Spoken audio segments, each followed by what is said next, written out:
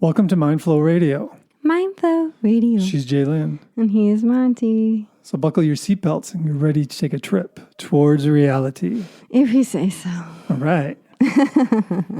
Adventure. It's a great adventure. Yeah. And we're going to be talking about the mind states of compulsive thinking versus stillness. Yeah. And how to balance. Oh, yeah, that's true. It's all about balance. Yeah. Because we can't just get rid of the thinking. No. Maybe the highest state of enlightenment. It's just like the universe thinks through you, perhaps, but... Yeah, we don't know. No, we don't. We don't. But what do we know now is that one thing I do know is that I do have the tendency to overthink. I overthink a lot. My latest contemplation is how can I let go of seeking meaning for everything? Oh my gosh, yes. And it's huge. I am constantly seeking meaning. Yeah, right. Meaning and purpose. Yeah. And then right. That's not realistic. It's funny because it's a great thought, except it can end up being compulsive and obsessive. Well, right. Unless you really, really boil it down. What do you mean? Well, for me, it's like the meaning is that, I have this spark of the divine within me, and I'm a confused God creature. Okay. Bam, that's it. Guess what you are? The same. Yeah. Guess who everybody is. Oh, that's what you mean by boiling it down. Yeah, it's like, okay, we're all confused God creatures. Okay, that's the meaning. Okay. Let it go. I'm gonna try that. Let it go. Yeah, because find some stillness. It really is difficult. And the stillness piece is also super lovely. I wish I had more of it, but earlier today we meditated for an hour together. And I don't honestly know how far in, but I was doing the primordial breath series from White Tiger Qigong in my mind. And it's 7 levels of energy focuses. Yeah. And the last one being letting go and going into the nothingness. And I went into this place that I've been experiencing lately where it's full stillness. Yeah. And there's this added dimensional quality to it where it just feels weightless and expansive and beautiful and relaxing and content and meaningful. And as soon as I acknowledge it, it goes away.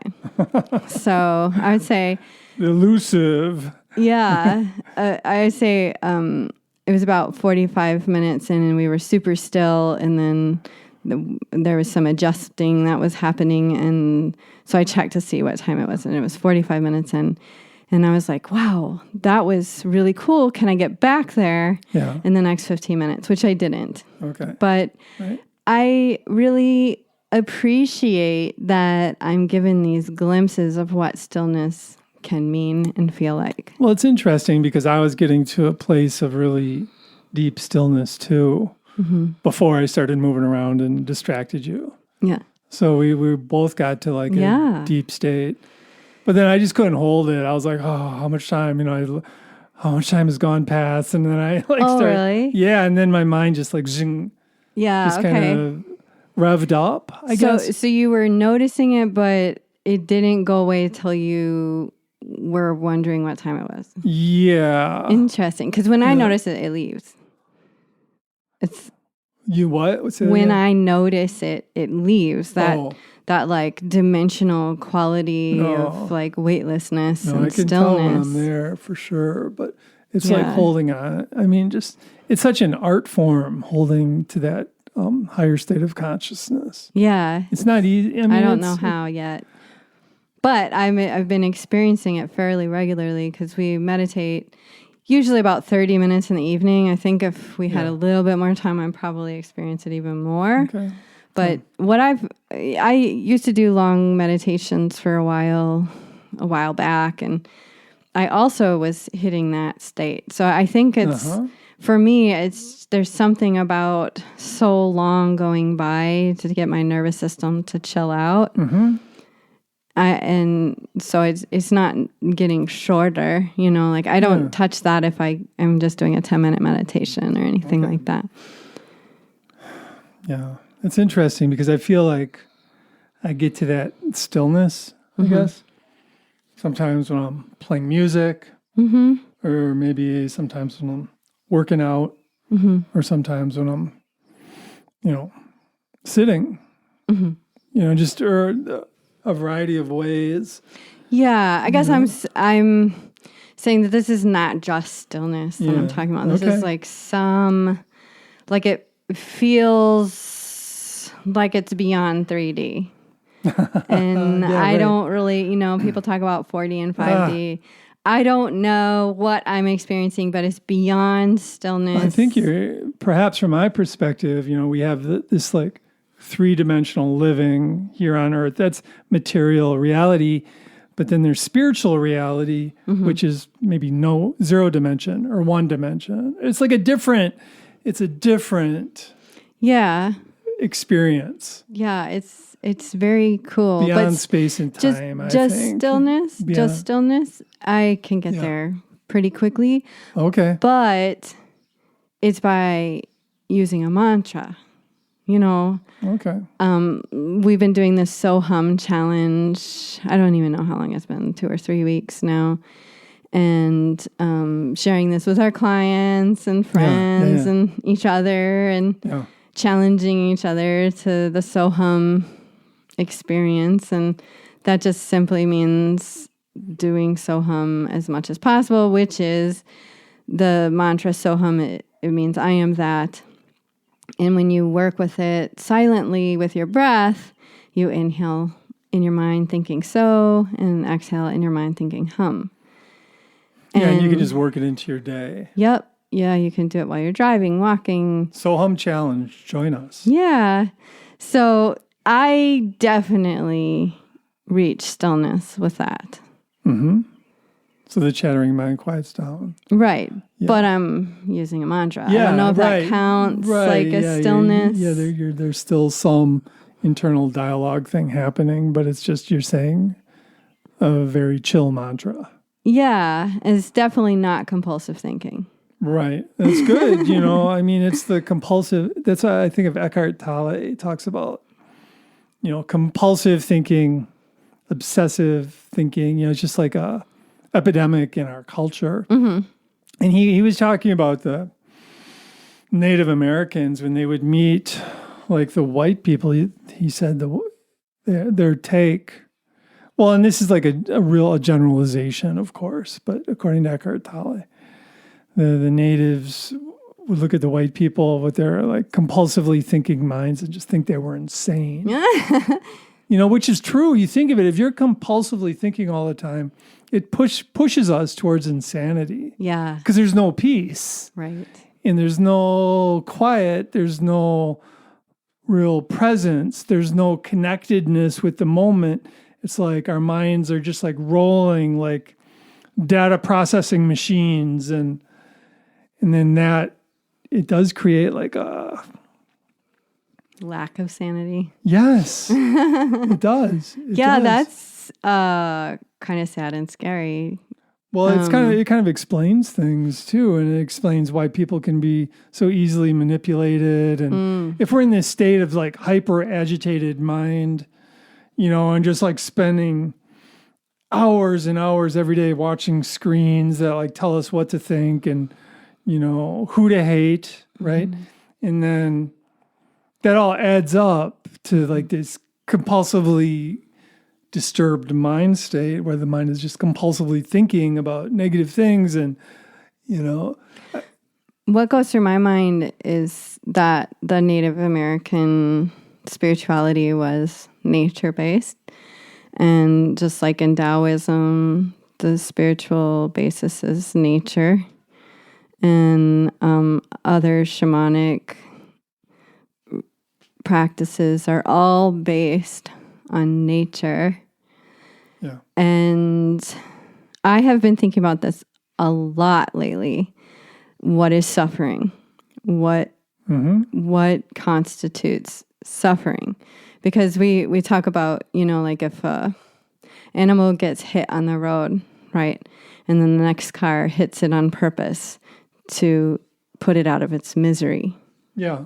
You know, are we projecting suffering or is it suffering? Well, I mean, yeah, we were kind of talking about how there's such a thing as pain. Mm-hmm. Let's say I cut my finger. Mm-hmm. I'm in pain. And then if my mind is just focused on the pain, if my mind is like focusing, pain. Oh no, this is painful. Oh no, this is going to be painful for the next 24 hours. This is pain that I'm dealing with right now. Is pain. Now that's like suffering. Another way of dealing with it is I cut my finger, I look at it, I do what I need to do, put my bandage, it should be okay. And then I just try to not think about it. Yeah, but that is not equivalent to like having your leg smashed by a car. Well, right, but how often does that happen? Usually our suffering is created by, It's more like a paper cut. It's not, it doesn't even have to be physical pain. We could be suffering over lots and lots and lots and lots of things, including pain, including feeling dissed, including I hate those people over there, and I hate those people, and I wish those people would. Okay, so on that note, right? Yeah. So the squirrel is stealing the egg out of the nest. Does the bird hate the squirrel? Because it sure goes after it. I don't think it does hate, really. I think it's his instinct, his or her to protect. It just goes after it. Goes after the squirrel. Does it grieve losing the egg? Maybe not. Yeah, see, these are the things that I contemplate, which is overthinking. But granted, I understand I am an overthinking queen. No, but that's important to recognize, that a lot of our suffering is just because of our mental focus on like problems. Mm-hmm. And think of it, when we're focused on our problems, and we've been trained to be focused on our problems. When you watch the news, guess what? It's problem after problem after problem after problem, Sure. But that's what creates suffering. What I'd rather focus my mind on are the solutions, not the problems. And then my suffering is vastly reduced. Not like you escape suffering. We're all going to suffer. Right. We're all going to suffer. That's what I was saying. That's the gig, but we can suffer less or more. Right. Depending on how we think our attitude, our level of acceptance, our ability to like envision a better future and move in that direction. Mm-hmm. How about that one? Yeah. Oh, the air's too polluted. Oh, let's come up with a solution. Okay, well, and then we'll get those solar panels, and and then we'll get that thing, and then we'll stop polluting the air as much. Okay, let's work on that. So there are solutions we can focus on, even solutions we haven't thought of yet. And I want to point out that a lot of the times when a solution comes, it's out of stillness. It's out of the rest. Well, that's it. Yes, great. That's so true. Yeah. Because when we don't have that stillness, we just get caught in loops, and we're ruminating. Mm-hmm. Ruminating means the same kind of theme over and over and over and over and over. And I think we've all, or most of us, have dealt with that. I certainly have dealt with that at times. I'm like, I'm thinking about this thing again. It's like, Yeah. And then the mind gets in habits, and physically, what happens to our brains is these neural connections are like lighting up, and they're like superhighways in our brain. Yeah. And that's like the rumination is due to the superhighways. So what do? We need to like create new neural connections. We got to disengage like the unproductive ruminating aspects of our brain, and let's start awakening some, ingenuity in our brain, or solution-focused thinking. Well, yeah, and it kind of goes back to the Eckhart Tolle quote you were mentioning, and that was a long time ago when I don't even think there was as much overthinking as there is now across the board. And of course, I'm making that up because I don't really know. No, you're probably right. There was a lot less overthinking then. But how do we even get back to that nature-based stillness? Well, we got to push back on our screen time. That's for sure. Yeah. Because if I'm engaging in 3, 4, 5 hours of screen time a day, my mind is not going to find much stillness. Because what you're doing is you're eating information. Your mind is eating data. It could be information, misinformation, blah, blah, blah, whatever it is definitely data, and your mind ingests it, and then you turn the screen off and you feel like super dull, and then the mind is processing the information, the data, and it's just, we get caught in that cycle, and then there's no real room for stillness. Right. And the only stillness we find is when we reach that like deep sleep state, and then where the mind actually disengages, the conscious mind actually turns off, and then, and that can be affected by screen time too. Oh, sure. Like you have less of it on the screen to bedtime. I've definitely experienced that when I try really hard to not look at the screen 2 hours before bed. But sometimes, especially having friends across the world, sometimes I'll get a notification and be like, I want to reach back. And then I'll be in this conversation with somebody up into bedtime, and then lo and behold, I can't fall asleep. Yeah. It's pretty interesting. But the one thing a little confession that I have to make, and maybe I'll figure it out, but we'll meditate after dinner for 30 minutes. And the first thing I do is look at Facebook. Like, that is so that's interesting. Bad. That's interesting you say that, because that's one of my new rules for my meditation practice is right when I'm done, I can't look at the screen. Do you have like a time limit? No, but I just, because I do have that instinct too. I was doing that for a while. But then, it's so weird. Especially because the timer's on your phone. Right. Timer's on your phone. Turn the timer off. And then it's like you turn it off and click. It's like bang. So that's one of my rules is like, nope, shut the phone, turn it off. I gotta do that. Put it away. Then you can look later if you want to. It's so funny. It's like, I reached stillness. Back to Facebook land. It's like, wait a minute, what am I? Like one part of my brain's like, I shouldn't be doing this, and the other part's like, I wonder if there's a funny video. It's like, wait a minute, right. I was just still and quiet, and I'm like, I gotta get busy again. Gotta get those neural highways kicking. Yeah, right. And it's so automatic. I've been working against it the last few days, but I need to make it a new rule because I don't like what happens. It's so weird. Yeah. No, it's like I work on all this training and then bam, end it with Facebook. But at least you're recognizing how Facebook affects your state of consciousness, Yeah, it's like that's important. Drug. Well, yeah. It's like, I did my meditation, so I get to get my drug now. Got my substance of choice. Indeed. Okay, so finding that balance between compulsive thinking and stillness. Yes, and it makes our thinking more effective. Like you said, that's where the good ideas come out of the stillness. Mm-hmm. Even like playing music, the best ideas come out of like kind of like a quiet. If I'm pressuring myself to come up with something new, it usually just kind of fails. Doesn't sound good, But if I just if it just sometimes just happens, it's like, yeah, I'm going to pay attention to this. One of the things that we've tried recently, and we haven't hit record yet, but I have a Tabla app on my phone, and we'll pick some odd time signature to play with, and then start.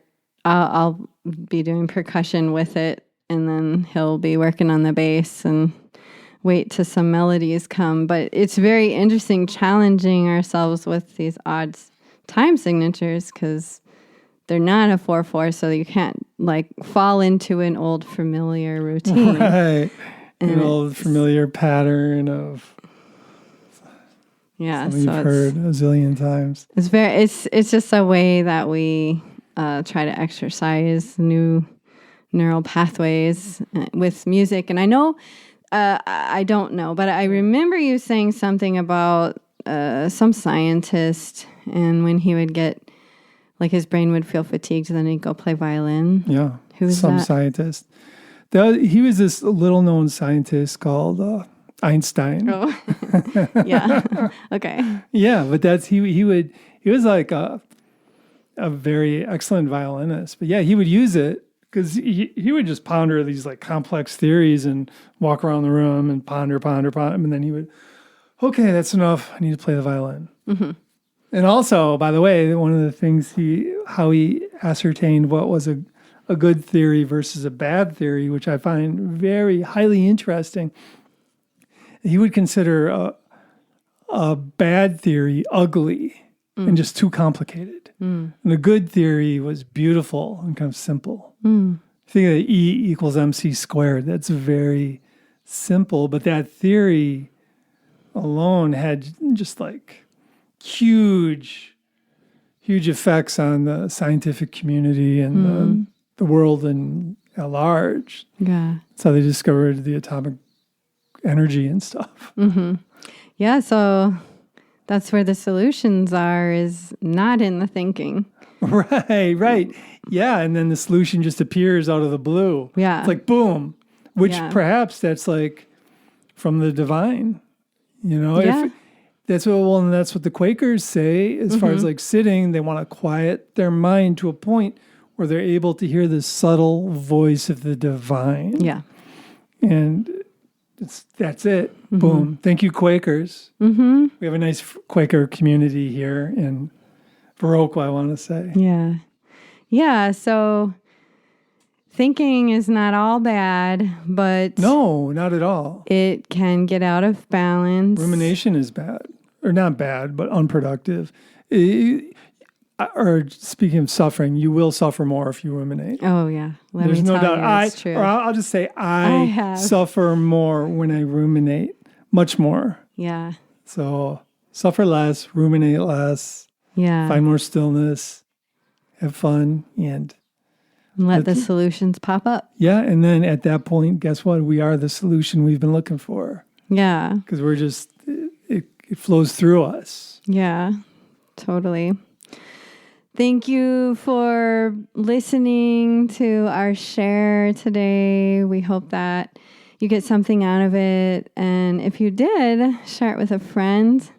And you can look back at other podcasts we've made. This is, I think, the 123rd or 24th podcast that we've made that has been shared online. We've also done a bunch of radio shows before we shared online. So we've been doing this for 11 years now.